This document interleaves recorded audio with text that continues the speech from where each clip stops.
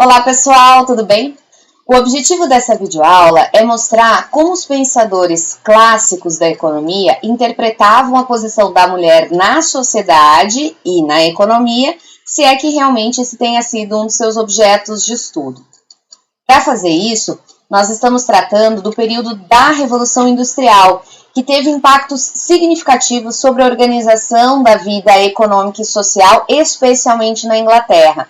Não à toa, a interpretação desses pensadores vai acabar se centrando no aspecto industrial da vida econômica e de quais foram os seus efeitos sobre a organização das atividades e da organização social. Nesse contexto, a escola clássica vai surgir com o trabalho seminal do Adam Smith, A Riqueza das Nações, publicado em 1776, e vai se estender por pouco mais de um século, quando começam a ser publicados trabalhos do Jevons e do Menger, que acabam dando o pontapé para o que hoje nós conhecemos como escola neoclássica.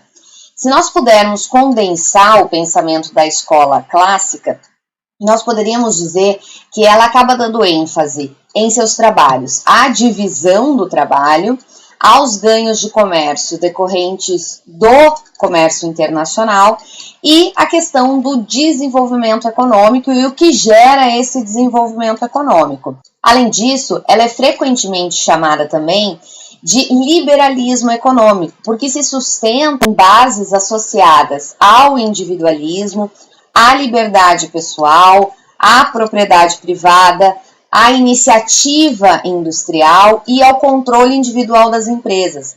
Portanto, o que nós estamos falando de uma forma geral é da doutrina do laissez-faire. Só que tem que ficar muito claro que esse liberalismo econômico associado aos clássicos é muito diferente do liberalismo que nós entendemos hoje, porque ele era liberal na época em relação ao que vinha antes, em relação ao movimento mercantilista e às restrições feudais. E se nós observarmos o contexto geral da Inglaterra, nós percebemos que muitas das conclusões que eles retiravam vinham justamente desse contexto. Por exemplo, a Inglaterra era o país mais eficiente do mundo naquele período. Então, não fazia sentido para eles, na interpretação inglesa, que houvesse qualquer restrição, por exemplo, ao comércio internacional. Então, ela em si poderia empregar esse livre comércio sem temer qualquer tipo de concorrência. Daí a defesa de uma concorrência livre. O outro ponto é com relação à própria concorrência em si. Já que ela era um fenômeno crescente no período, ela passa a ser vista também como reguladora da economia. E, por fim, os governos eles acabam também sendo interpretados como muito dispendiosos. Daí que, quanto menor a intervenção governamental, melhor seria a situação da sociedade. Diante disso, a economia passa a ser vista como autoajustável, portanto, sem a necessidade realmente da intervenção governamental para alcançar o melhor possível para essa sociedade. E essa sociedade, com exceção do Ricardo, é interpretada a partir da harmonia de interesses.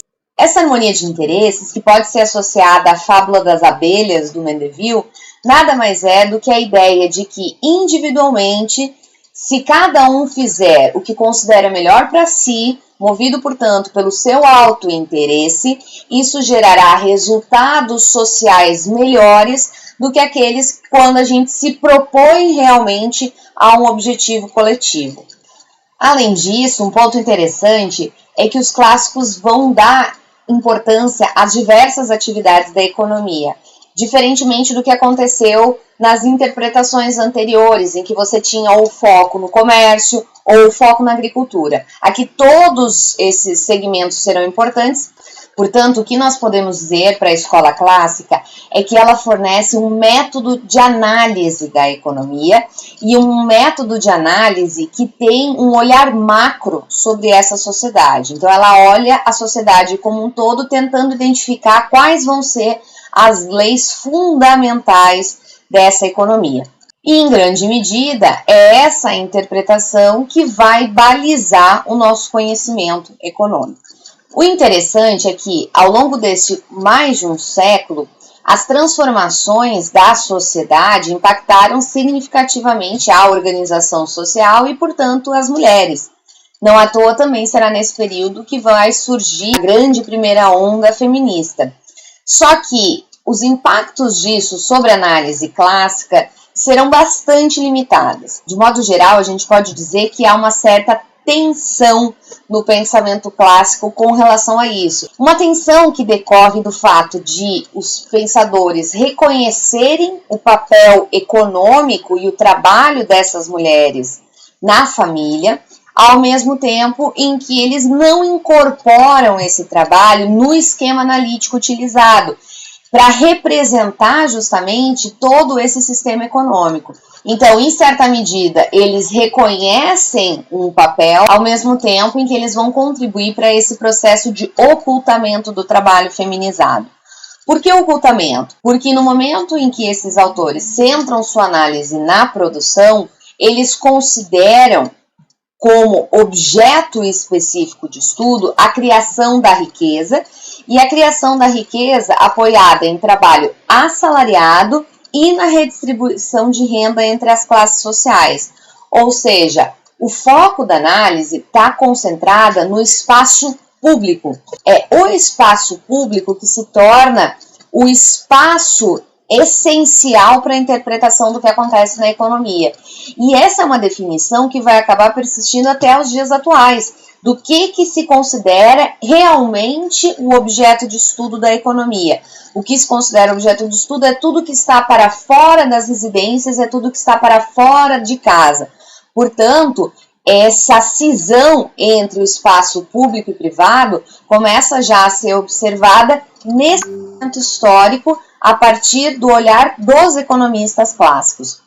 Por trás disso, obviamente, já existia essa grande articulação entre o trabalho familiar doméstico e a forma como esse trabalho familiar doméstico impacta na reprodução do sistema capitalista. Portanto, a invisibilidade do ambiente privado e de tudo que nele acontece passa a ser utilizada como referência em todas as análises econômicas subsequentes. E se a gente pode estabelecer já um paralelo com os economistas neoclássicos, nós poderíamos dizer que os clássicos ainda têm a vantagem de fazer uma certa associação entre o trabalho produtivo, centrado no espaço público, e o trabalho reprodutivo, centrado na esfera privada, e a importância de articulação entre esses dois espaços. Para os neoclássicos, como nós veremos em breve, esse relacionamento não acontece. Então, vai se focar completamente na lógica do espaço público e se esquece o que acontece no âmbito privado e no âmbito da reprodução social. E para falar do pensamento clássico, nós podemos tomar como exemplo o principal representante dessa escola, que é o Adam Smith. Na Riqueza das Nações, o seu livro econômico propriamente dito, o Smith cita 28 vezes o termo mulher. E toda vez que ele faz referência a esse termo, ele está tratando da posição da mulher na sociedade enquanto mãe e esposa, não como agente econômico. Um exemplo disso é essa frase: uma mulher das regiões montanhosas que passa fome muitas vezes gera mais de 20 filhos, ao passo que uma mulher fina e bem alimentada muitas vezes não se dispõe sequer a gerar um e na maioria dos casos sente-se esgotada se tiver 2 ou 3. Essa posição da mulher na família, embora que tratado como um fenômeno demográfico, ela é interpretada de uma forma positiva pelo Smith, porque ele vê a mulher como aquela responsável pela educação dos filhos. E se educados, eles se converterão em trabalhadores produtivos, portanto gerarão efeitos positivos sobre os resultados econômicos. É claro que aqui a análise dele está centrada numa família burguesa, em que a mulher realmente tem algum acesso à educação e teria, portanto, capacidade de passar essa educação aos filhos. Mas é uma ideia que se centra no papel fundamental dela enquanto reprodutora desse sistema. Até por essa função reprodutora, o Smith e outros autores clássicos vão defender a ideia de um salário de subsistência que seja capaz de manter o trabalhador e também a sua família, ou seja, seja capaz de não apenas fornecer um valor associado aos custos de sobrevivência individual, mas também que seja capaz de dar continuidade à força de trabalho. E isso, em grande medida, reforça o papel de homem provedor na sociedade capitalista. Portanto, mesmo que o Smith realmente reconheça esse papel da reprodução social, ele não atribui qualquer valor a essa função, e inclusive considerando ela como um trabalho improdutivo, assim como, por exemplo, ele interpreta o trabalho, os esforços das Forças Armadas. São trabalhos que não geram bens tangíveis voltados para a troca. A divisão sexual do trabalho, que ancora esses espaços específicos de homens e mulheres do ambiente público e privado, não são questionados pelo Smith. Pelo contrário, ele assume de uma forma geral como essa divisão como sendo natural. E, portanto, ele não vai colocar em evidência essa divisão sexual do trabalho quando ele trata da divisão do trabalho. Então, a base da divisão do trabalho, que é a divisão sexual, não é analisada por ele no capítulo específico para isso, e também a questão das mulheres não será observada no capítulo específico para a questão do salário. Em momento algum ele vai questionar por que as mulheres ganham menos no mercado de trabalho, ou quais seriam as raízes da segregação por sexo nesse mercado de trabalho. Então, para ele, o emprego feminino também acaba sendo visto como suplementar ou complementar à renda familiar e complementar as próprias atividades reprodutivas das mulheres. Se no livro clássico econômico do Adam Smith não há referência ao papel da mulher enquanto agente econômico, essa discussão vai ganhar um pouco mais de força no terceiro livro que seria publicado pelo autor, Lectures on Jurisprudence, no qual ele acaba abordando alguns aspectos que não tinham sido tratados por ele nem na teoria dos sentimentos morais, nem na riqueza das nações. Nessa obra em específico, e do que restou dela, a gente pode concluir uma percepção um pouco mais social do Smith para as relações entre homens e mulheres, porque ele interpretava as diferenças entre os sexos como decorrentes não apenas das distinções biológicas, mas também como um produto social, como um produto cultural. O que seria uma espécie de primórdios da análise de gênero, do gênero enquanto construção social de fato. E ele chega à conclusão através da sua análise dos estágios de desenvolvimento econômico, porque ele conclui que, embora as diferenças biológicas sejam permanentes ao longo desse processo evolutivo da economia, o significado social dessas diferenças muda conforme o período. E, portanto, se estabelecem hierarquias sexuais distintas conforme o período no qual se vive.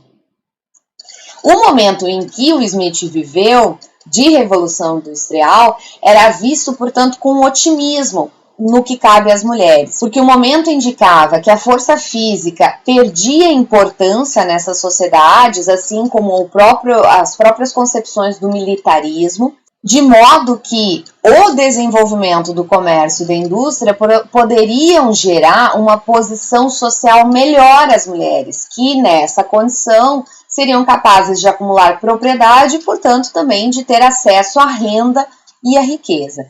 Ainda que haja esse reconhecimento e a percepção de algumas melhorias na sociedade mais recente, o Smith ele não chega a se mostrar contrário à situação da mulher naquela sociedade, à submissão da mulher naquela sociedade, portanto também não chega a criticar a estrutura econômica política que dá sustentáculo a essa submissão, como é o que acontece com o Mill, que nós veremos em breve.